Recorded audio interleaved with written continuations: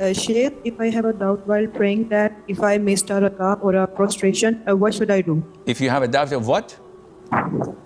That I missed a rak'ah while praying. And this is happening every single salat or once in a blue moon? Every single. No, then you have to act upon your gut feeling. Usually shaitan utilizes your keenness on praying correctly. He magnifies this until it becomes OCD-ish. So every salat, you finish 4 rak'ahs, and he says, oh, maybe this is 3 rak'ahs. 99.9%, you're certain you've finished 4.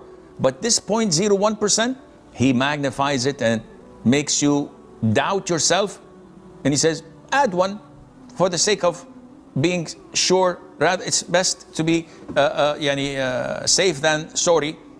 And this is how he messes up with your head. No, as long as you have a gut feeling that I've done 4 rak'ahs, and I know that. Don't pay attention to these doubts and move on, and it will go away, inshallah.